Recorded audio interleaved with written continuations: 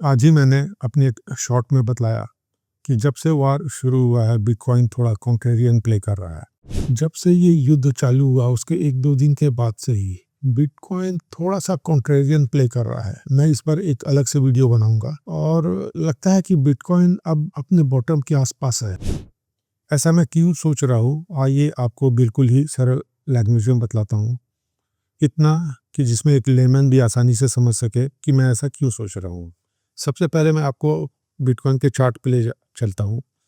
27 तारीख को लगभग 8 बजे इसराइल ने ईरान पर हमला किया था अमेरिका के साथ, और उसके दूसरे दिन न्यूज़ आ गई थी कि उससे धर्मगुरु मारे गए हैं।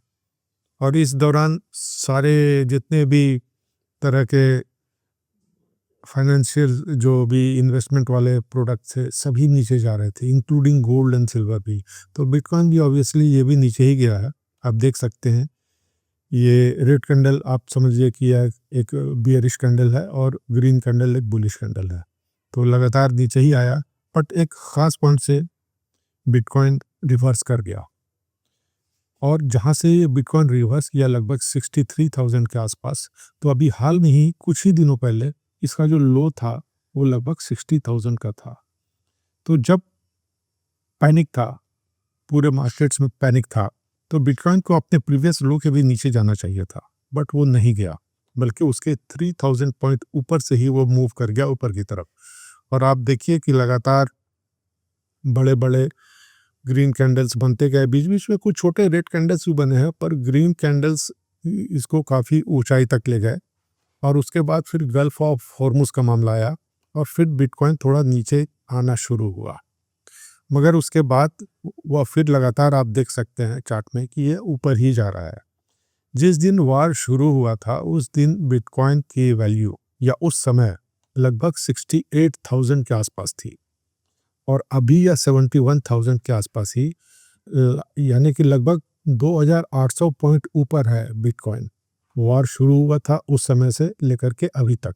ये जो चार्ट में आप ब्लैक पट्टी देख रहे हैं, ये वार शुरू होने वाला प्राइस बैंड दिखला रहा है, और इसके लगातार ऊपर ही काफ़ी समय से बिटकॉइन चल रहा है।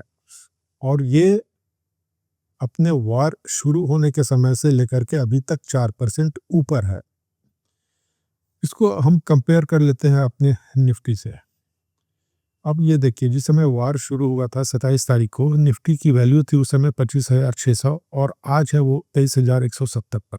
यानी कि निफ्टी 50 इंडेक्स वो लगभग 9% डाउन है और बिटकॉइन 4% ऊपर है। स्पष्ट है, कोई बहुत ज़्यादा इसमें समझाने की आवश्यकता नहीं है कि बिटकॉइन कॉन्ट्रेरियन प्ले कर रहा है। अब इसको फंडामेंटली भी समझते हैं।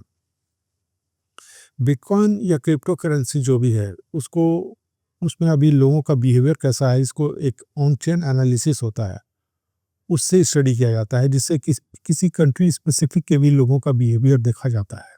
तो अभी कुछ लोगों ने स्टडी किया कि ईरान के लोग क्या कर रहे हैं। ईरान के लोग, मैं आपको बता दूं कि ये लोग टेक्नोलॉजिकली काफ़ी एडवांस है, और ख़ास करके कंप्यूटर या उसके इंटरनेट के माध्यम से जो जो चीज़ हो सकता है उसमें वो लोग आगे रहते हैं। और वहाँ के हैकर्स दुनिया भर में बदनाम है।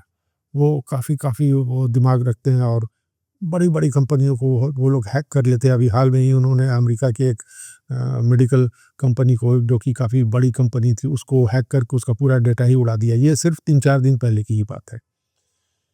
तो कहने का मतलब है कि ईरान के लोग को बिटकॉइन पर भी वो लोग काम करते थे। वहाँ कुछ बिटकॉइन के एक्सचेंजेस भी रन करते थे, और अभी वहाँ देखने में आ रहा है ऑन चेन एनालिसिस के दौरान कि इस एक्सट्रीम डेंजरस माहौल में, चूँकि ईरान से ज़्यादा डेंजरस माहौल आज दुनिया में कहीं का नहीं हो सकता, इवन इज़राइल का भी उतना नहीं है जितना आज ईरान का है।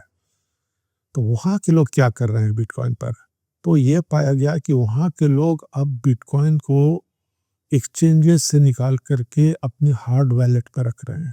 हार्ड वॉलेट, आप याद करिए, मैंने अपनी एक शॉर्ट में बताया था कि वो आप उसे एक अंगूठी में भी रख सकते हैं, माइक्रोचिप उसमें लगा रहता है, आप करोड़ों डॉलर के बिटकॉइन उसमें रख सकते हैं। तो अब बिटकॉइन को ईरान के लोग एक्सचेंज से निकाल करके अपने हार्ड वॉलेट में रख रहे हैं। ये बतला रहा है कि वो उसको अपनी मुट्ठी में रखना चाह रहे हैं, और इसी को कहते हैं सेफ हेवन बाइंग या सेफ हेवन प्रोडक्ट।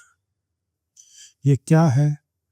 बिटकॉइन के जो भी समर्थक लोग हैं, उनका शुरू से यह कहना था कि बिटकॉइन वो एक सेफ हेवन इन्वेस्टमेंट इंस्ट्रूमेंट है। क्यों? जब आपकी करेंसी आपकी साथ छोड़ देगी, जब आपकी सरकार भी डूबने की स्थिति में हो जाएगी, उस समय बिटकॉइन ही आपका एकमात्र सहारा बनेगा। आज देखिए ईरान में क्या हो रहा है, वहाँ का जो रियाल है वो तो बिल्कुल मतलब तिलहंडे में जा रहा है, लगातार गिर रहा है, गिर रहा है, गिर रहा है। ना स्थिति ये है कि आप बोरा में रुपया लेकर के जाइए और झोला में चावल सब्जी लेकर के आइए, वो स्थिति है। तो ऐसे में बिटकॉइन तो आपकी इज़्ज़त बचा रहा है। आप देख रहे हैं कि वॉर में एक तरफ इंडियन मार्केट भी 9% डाउन है और सारे करेंसी गिर रहे हैं। तो बिटकॉइन तो कॉन्ट्रेडियन प्ले कर ही रहा है और ऊपर जा रहा है। और ईरान जहाँ सबसे एक्सट्रीम डेंजर का माहौल है, जब वहाँ के लोग बिटकॉइन को अपनी कस्टडी में रख रहे हैं, तो इसका मतलब बिल्कुल साफ है कि बिटकॉइन के समर्थक जो कहते थे कि यह सेफ हेवन प्रोडक्ट है, वो तो साबित हो रहा है। और अगर ऐसा है, बिटकॉइन ये कॉन्ट्रेरियन प्ले अगर इसमें आगे चलता है, तो यह वार, याद रखिएगा मेरी बात को, यह वार बिटकॉइन के लिए वरदान साबित हो सकता है।